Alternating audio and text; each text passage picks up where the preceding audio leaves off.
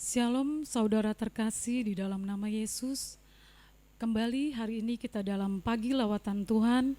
Kita akan memuji dan memuliakan nama Tuhan. Sebelum kita masuk dalam ibadah pagi lawatan Tuhan, mari kita bersatu di dalam doa. Bapa yang baik, Bapa yang kami sembah di dalam nama Tuhan Yesus Kristus. Terima kasih Tuhan untuk hari yang telah Tuhan berikan. Terima kasih untuk berkat dan anugerah-Mu, kasih setia Tuhan, penyertaan Tuhan dalam kehidupan kami. Terima kasih Bapa, Engkau sangat baik bagi kami Bapa. Bapa, pada hari ini Tuhan kami kembali Tuhan dalam ibadah pagi lawatan Tuhan. Kiranya Tuhan menyertai kami, Tuhan juga memberkati ibadah kami dari awal, pertengahan hingga akhirnya. Dan kalau sebentar kami akan mendengarkan firman Tuhan, Engkau juga yang memberkati kami Bapa. Terima kasih Bapa, inilah doa kami yang kami alaskan hanya di dalam satu nama yang kudus, Tuhan Yesus Kristus, Juru Selamat kami. Amin.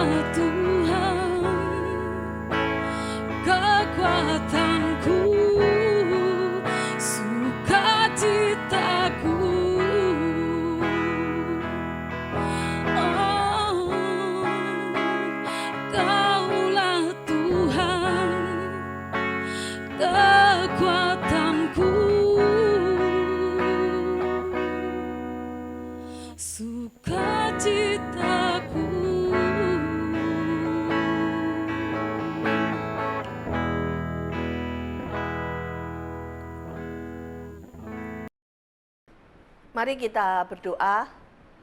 Bapa, kami mengucap syukur untuk pagi hari ini. Kembali kami diberikan kesempatan untuk bersama-sama merenungkan firman Tuhan sebelum kami meneruskan aktivitas kegiatan kami dari pagi hingga malam nanti. Berfirmanlah Tuhan, kami siap diperlengkapi, dikuatkan, dihiburkan, diingatkan oleh firman-Mu. Dalam nama Tuhan Yesus kami berdoa. Haleluya. Amin. Shalom Bapak Ibu Saudara yang dikasihi Tuhan. Pada pagi hari ini saya hendak memberikan sebuah renungan yang diawali dengan sebuah kisah, atau tepatnya kalau Bapak Ibu Saudara ingat ada sebuah kisah di dalam Alkitab yang sebuah kisah klasik yang sering diceritakan oleh guru-guru sekolah minggu untuk anak-anak sekolah minggu, yaitu kisah tentang Yunus. Kisah Yunus ini kisah yang sangat menarik. Bagaimana ada seseorang yang kemudian kalau anak sekolah minggu tuh diceritain ada seorang anak, ada seorang yang namanya Yunus. Karena dia melakukan suatu kesalahan, karena dia nggak taat perintah Tuhan, dia dibuang ke dalam laut dan dalam 3 hari dibuang ke dalam laut terus kemudian dimakan oleh ikan besar. Wow, ceritanya itu menarik ya. Cerita Alkitab itu bukan hanya sekedar dongeng, bukan hanya sekedar cerita-cerita yang wow, yang luar biasa, yang enak didengar, atau sebuah storytelling untuk pengantar tidur. Bukan, tapi kalau saya ajak Bapak Ibu Saudara merenungkan kisah-kisah di balik cerita Alkitab, khususnya yang hari ini akan kita renungkan, yaitu kisah Yunus, ada sebuah makna yang sangat dalam dari kisah seorang tokoh yang namanya Yunus, yang karena tidak taat dia harus mengalami banyak kesulitan sampai akhirnya dia taat dan diberkati. Nah, Bapak Ibu Saudara yang dikasihi Tuhan, di dalam kisah Yunus tentunya ceritanya cukup panjang, saya harap Bapak Ibu Saudara baca di rumah. Tapi kita akan melihat bagaimana dia di dalam Yunus 1 ayat 2 dan 3, saya akan bacakan buat Bapak Ibu sekalian. Yunus itu dipanggil oleh Tuhan dan dia harus ke kota Niniwe. Saya bacakan ya. Yunus 1 ayat 2 dan 3. Datang firman Tuhan kepada Yunus bin Amitai demikian, bangunlah, pergilah ke Niniwe, kota yang besar itu. Berserulah terhadap mereka karena kejahatannya telah sampai kepadaku. Tetapi Yunus bersiap, nih perhatikan Bapak Ibu Saudara yang dikasihi Tuhan, ketika Yunus dipanggil untuk ke kota Niniwe untuk memberitakan kabar baik dan membuat orang-orang mengingatkan kejahatan mereka untuk mereka bertobat. Tapi ayat 3 dikatakan begini, tetapi Yunus bersiap untuk melarikan diri ke Tarsis, jauh dari hadapan Tuhan. Ia pergi ke Yafo dan mendapat di sana sebuah kapal yang akan berangkat ke Tarsis. Ia membayar biaya perjalanannya, lalu naik ke kapal itu untuk berlayar bersama-sama dengan mereka ke Tarsis, jauh dari hadapan Tuhan. Kita melihat kisah Yunus ini mengenai bagaimana Yunus dipanggil Tuhan, tetapi dia mengingkari panggilannya. Lebih tepatnya dia lari dari panggilannya, yang otomatis kalau orang lari dari panggilan hidupnya berarti dia lari dari Tuhan. Dia lari dari panggilan hidupnya, berarti dia melarikan diri dari kasih karunia Tuhan. Coba kita akan melihat, ada banyak sekali alasan orang melarikan diri dari panggilan. Panggilan itu sebelum saya bicara mengenai alasan dulu ya. Saya akan mengajak Bapak Ibu Saudara berpikir begini. Panggilan hidup. Apa sih panggilan hidup kita sebagai orang Kristen? Orang kadang ketika bicara mengenai panggilan hidup, kita bisa langsung bicara nomor 1 mungkin ketika kita dipanggil Tuhan untuk melayani Tuhan. Entah full time menjadi pelayan Tuhan, pendeta, gembala, atau aktivis di gereja, atau part-time yang melayani tetap bekerja sebagai seorang profesi, entah di kantor, di perusahaan, atau seorang anak sekolah, tetap kuliah, tapi memenuhi panggilan Tuhan untuk melayani Tuhan. Itu panggilan. Panggilan itu berarti ada yang memanggil, tentu saja yang memanggil itu orang yang atau kuasa yang otoritasnya di atas yang memanggil. Kalau kita dipanggil Tuhan, berarti kita bukan dipanggil ke surga atau mati ya, tapi dipanggil untuk mengerjakan sesuatu dalam hidup kita. Misalnya kita dipanggil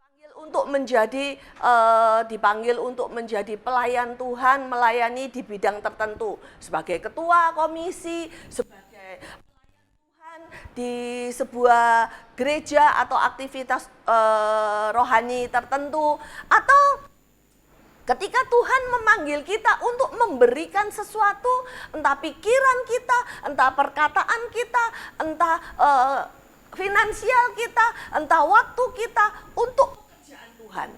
Artinya ketika kita dipanggil, hari ini saya berkata ketika kita dipanggil untuk taat kepada perintah Tuhan, itu yang seringkali kita hindari. Seringkali aku enggak mau. Mungkin anak-anak muda berkata, aku enggak mau karena ini alasannya. Aku masih muda, aku ingin menikmati masa mudaku ini senang-senang. Karena tentu saja ketika dipanggil Tuhan misalnya untuk melayani Tuhan, ada harga yang harus dibayar, ada yang harus ditinggalkan. Kebiasaan-kebiasaan buruk, yang suka merokok, yang suka dugem mungkin, dugem itu suka menghabiskan waktu malam-malam karena Sabtu malam Minggu ke dalam Minggu harus pelayanan, dipanggil untuk melayani Tuhan. Kan rasanya kepengen seneng-seneng gitu, rasanya kepengen enggak mau meninggalkan masa-masa katanya, masa-masa anak muda gitu misalnya, ini untuk anak muda atau orang tua. Kita ketika dipanggil untuk melayani Tuhan, itu kita berhadapan gini, kalau saya melayani Tuhan berarti saya itu harus komitmen, pasti harus komitmen. Komitmennya apa? Harus ikut rapat, harus ikut pertemuan-pertemuan wajib, harus rajin ibadah, harus banyak persyaratan. Sehingga dengan kata lain kita bilang, saya tidak mau dipanggil Tuhan, saya tidak mau memenuhi panggilan itu. Banyak alasan orang tidak mau. Tapi yang pertama alasannya itu takut gak bisa, takut gak mampu, takut gak bisa kerjasama dengan tim, atau takut susah, kayak tadi saya katakan, takut susah, nanti saya gak mau bayar harga, jadi saya tidak bisa senang-senang, saya tidak bisa tidur malam karena besok harus ibadah, harus rajin, harus datang on time melayani ke gereja misalnya, atau banyak hal. Tapi ada juga yang nggak mau dipanggil karena nggak suka,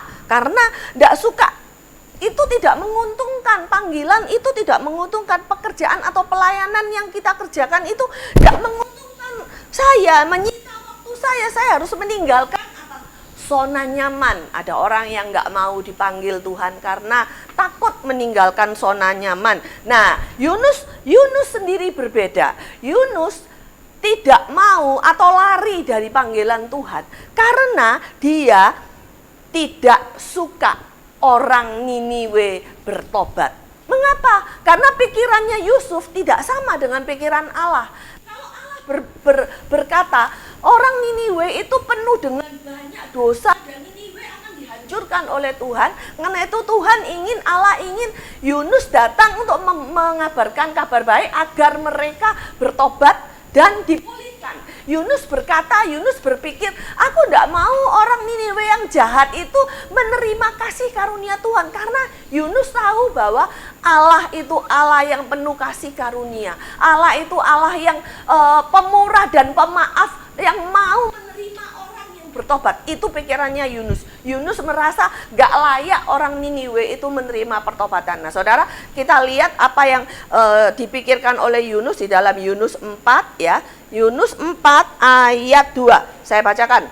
Dan berdoalah ia kepada Tuhan, katanya. Nah ini setelah ini Yunus masih kesel sama orang Niniwe karena orang Niniwe sudah bertobat setelah Yunus datang. Ya dia berkata gini, ya Tuhan, bukankah telah kukatakan itu ketika aku masih di negeriku. Itulah sebabnya maka aku dahulu melarikan diri ke Tarsis, sebab aku tahu bahwa Engkaulah Allah yang pengasih dan penyayang, yang panjang sabar dan berlimpah kasih setia, serta yang menyesal karena malapetaka yang hendak didatangkannya. Nah saudara, di dalam Yunus 4 ini kisah ketika orang Niniwe sudah bertobat. Kita melihat bahwa Yunus itu tidak senang orang Niniwe bertobat karena pikiran Yunus dengan pikiran Allah berbeda. Banyak orang yang tidak mau memenuhi panggilan hidupnya melayani Tuhan, mencintai Tuhan lebih dari yang saat ini dia sedang kerjakan. Itu karena cuma satu, saya katakan, karena dia tidak taat. Karena dia tidak mentaati perintah Tuhan. Taat berarti tunduk, patuh, dan menuruti perintah Tuhan. Nah, kita lihat akibat dari orang-orang atau akibat dari kita ketika kita lari dari panggilan. Yang pasti orang kalau lari dari panggilan, hidupnya itu tidak diberkati. Sebagai contoh nih ya, kalau gak usah jauh-jauh tentang panggilan. Kalau misalnya kita diperintahkan orang tua kita bilang gini, kamu sekolah yang rajin, nak kamu sekolah yang baik, jangan males-malesan. Kalau kita nggak taati, kita lari, kita karena harusnya belajar, besok ulangan kita lari nggak belajar. Apa akibatnya? Ya pasti nggak naik kelas. Atau ketika kita diingatkan bahwa kita jangan mabuk-mabukan, jangan berjudi, ayo kerja keras. Kita nggak mau, akibatnya kita akan mengalami kesusahan, nggak diberkati karena kita jatuh miskin. Karena kita banyak berjudi, banyak mabuk-mabukan dan sebagainya. Pasti ketika orang lari dari panggilan, hidupnya itu nggak diberkati. Terus kemudian apalagi akibat orang yang lari tidak taat dari panggilan, dia tidak akan tenang hidupnya. Seperti orang kemanapun dia lari, dikejar terus. Bukan karena feeling, bukan karena perasaan, karena Tuhan tahu kamu tidak akan bisa tenang, kamu tidak akan bisa menemukan tujuan hidupmu selama kamu tidak memenuhi, menggenapi rencana Tuhan atas hidupmu, yaitu engkau menggenapi panggilannya atas hidupmu. Dan yang pasti kalau kita lihat, saya menemukan ini sesuatu yang luar biasa dari kisah Yunus. Kita lihat Yunus 1 ayat 4. Bagaimana Yunus ketika dia lari, dia harusnya ke Niniwe, tapi dia melarikan diri naik kapal jauh dari Niniwe. Tidak cuma hidupnya diberkati, kita boleh bilang lah dia tenang-tenang saja. Mungkin kita lari dari panggilan Tuhan ya, kita bisa tenang-tenang saja seperti Yunus, bisa tidur sementara badai berkecamuk di sekitarnya, kapalnya sudah mau tenggelam, dia bisa tidur enak. Orang lain yang datang, kamu kok bisa enak-enak tidur, kapalnya mau tenggelam. Bapak Ibu Saudara, akibat lari dari panggilan mungkin kita bisa tenang. Mungkin kita merasa hidupku is fine, oke-oke saja. Aku tidak memenuhi panggilan Tuhan, menjawab panggilan Tuhan. Tapi tahukah engkau, ketika engkau tidak memenuhi panggilan Tuhan atas hidupmu, orang-orang di sekitarmu akan celaka. Itu yang terjadi pada Yunus. Orang-orang di sekitarnya di dalam kapal itu, orang-orang hampir celaka. Buktinya ketika dia dibuang ke dalam laut menjadi tenang, kapalnya nggak jadi tenggelam. Ini dampak orang yang tidak memenuhi, tidak mentaati panggilan Tuhan. Tetapi Bapak Ibu Saudara, Tuhan Allah seperti yang saya bacakan, Tuhan Allah yang pengasih dan penyayang, Allah yang panjang sabar. Seperti Yunus ketika dia dibuang ke dalam laut dan kemudian dia dimakan oleh ikan besar 3 hari di dalam perut ikan. Saudara bayangkan, ini sebuah kisah, sebuah analogi atau perumpamaan atau sebuah hal-hal yang berhubungan dengan hidup kita. 3 hari itu bukan bicara mengenai angka sempurna. 3 hari, 3 itu bicara mengenai cukup. Tuhan tahu kadang-kadang ketika kita di dalam sebuah masalah, dalam penderitaan, dalam sakit penyakit, dalam apapun yang pergumulan yang membuat hidup kita seolah-olah sengsara, Tuhan bilang cukup 3 hari, yaitu apa? Ketika dia tidak memenuhi panggilan Tuhan. Yesus kita bayangkan di dalam perut ikan itu mungkin, ya pasti bayangkan ya saudara, saya belum pernah, mungkin Bapak Ibu Saudara belum pernah ngalami di dalam perut ikan, pasti gelap, pasti baunya amis, pasti kotor, pasti pengap, dan 3 hari itu dia tidak makan apa-apa. Aduh, menderita sekali. Cukup 3 hari dia menderita, dan Yunus ditolong atau Tuhan menyelamatkan dia ketika dia berkata di dalam doanya. Saya akan bacakan dalam doa Yunus 2 ayat 7 sampai 9 ya. Dia berkata begini, dia berdoa di dalam perut ikan dan dia berkata begini. Ketika jiwaku letih lesu di dalam aku, teringatlah aku kepadamu Tuhan, dan sampailah doaku kepadamu ke dalam bait-Mu yang kudus. Mereka yang berpegang teguh pada berhala kesia-siaan, merekalah yang meninggalkan Dia yang mengasihi mereka dengan setia. Tetapi aku dengan ucapan syukur akan kupersembahkan korban kepadamu. Apa yang kunasarkan akan kubayar. Keselamatan adalah dari Tuhan. Dan saudara perhatikan ayat 10, Yunus 2 ayat 10 berkata, lalu berfirmanlah Tuhan kepada ikan itu, dan ikan itu pun memuntahkan Yunus ke darat. Artinya begini, ketika Tuhan berkata cukup penderitaanmu, engkau setelah engkau mengalami penderitaan, engkau mengalami kesusahan, engkau mengalami sadar tidak diberkati karena engkau lari, karena engkau tidak taat dari panggilan Tuhan, Allah akan memulihkan engkau kalau engkau bertobat dan datang kepada Tuhan, mencari Tuhan, dan Dia akan memakai engkau ketika engkau memenuhi panggilannya. Bapak Ibu Saudara yang dikasihi Tuhan, kita akan sekarang melihat bagaimana hasil dari ketaatan Yunus. Karena Yunus, satu orang Yunus telah menyelamatkan satu bangsa. Bangsa Niniwe, satu kota, satu bangsa diselamatkan. Saudara mau melihat di dalam Yunus 3 ayat 7 sampai 9, ketika raja mendengar bahwa Yunus berkata bahwa engkau akan dimusnahkan, bangsa ini akan dimusnahkan kalau enggak bertobat. Lalu raja langsung meresponi dengan positif, dan dia memerintahkan semua rakyatnya, semua orang-orangnya, termasuk, perhatikan luar biasa sekali dalam Yunus 3 ayat 7 sampai 9, bahkan ternaknya, kambing domba disuruh berpuasa. Manusia, rakyatnya berpuasa untuk apa? Untuk memohon pertobatan, untuk memohon pertolongan, pengampunan Tuhan, dan mereka diselamatkan karena satu orang Yunus. Bapak Ibu Saudara yang dikasihi Tuhan, kalau kita mau taat akan perintah Tuhan, mungkin pikiran kita tidak sama dengan pikiran Tuhan, tapi ketika kita taat, kita mau melihat Allah sedang mau pakai kita menjadi orang yang membawa dampak buat orang-orang di sekitar kita. Seperti Yunus, mungkin buat satu bangsa. Mungkin kita nggak berkata, wah satu bangsa. Mungkin awalnya kita mungkin akan dipakai menjadi orang yang menyelamatkan satu keluarga, keluarga kita, satu gereja, gereja kita, satu generasi, generasi kita, sampai akhirnya sampai terserah Tuhan mau pakai kita seperti apa. Bahkan kita pun sanggup seperti halnya Yunus menjadi orang-orang yang membawa menjadi dampak buat orang di sekitarnya, yaitu buat orang-orang Niniwe, dan mereka diselamatkan jauh dari ancaman kematian. Bapak Ibu Saudara yang dikasihi Tuhan, anak-anak muda, siapapun orang tua, engkau yang mendengar firman Tuhan hari ini, engkau buka mata terhadap sekitarmu.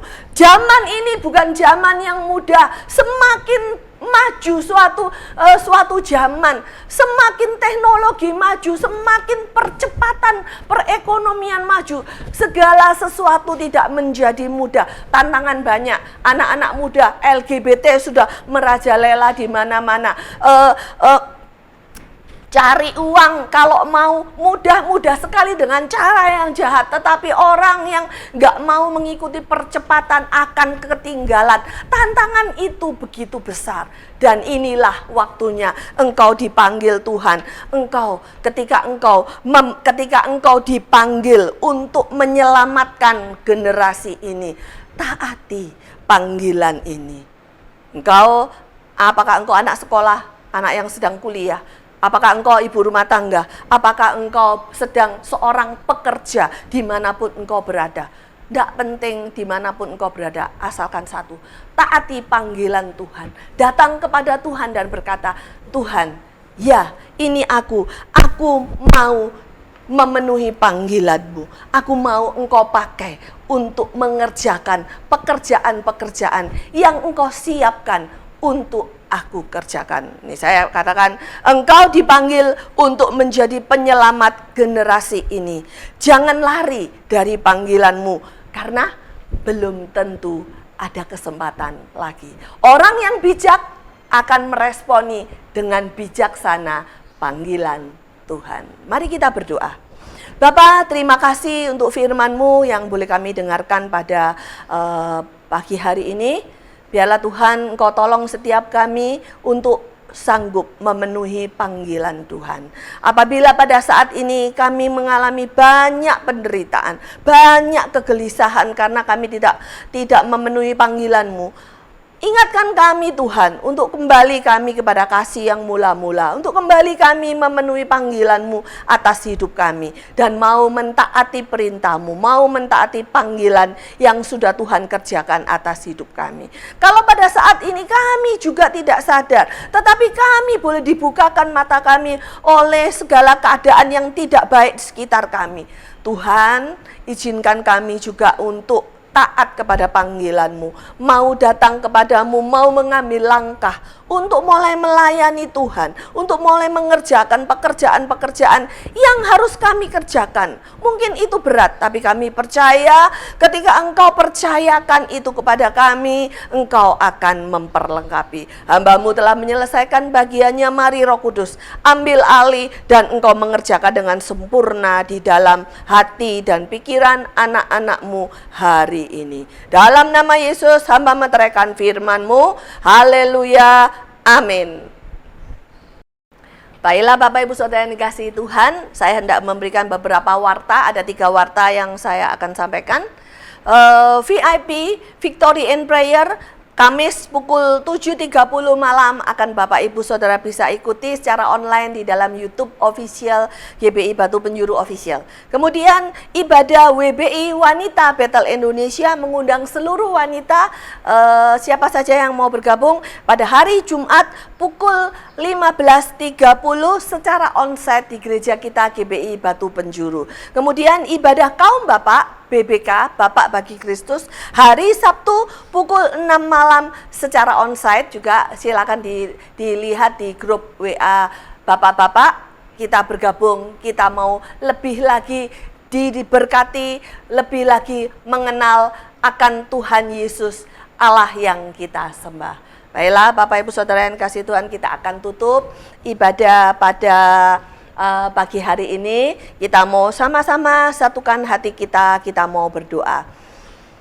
Terima kasih Tuhan Yesus untuk hari ini. Sekali lagi kami mengucap syukur.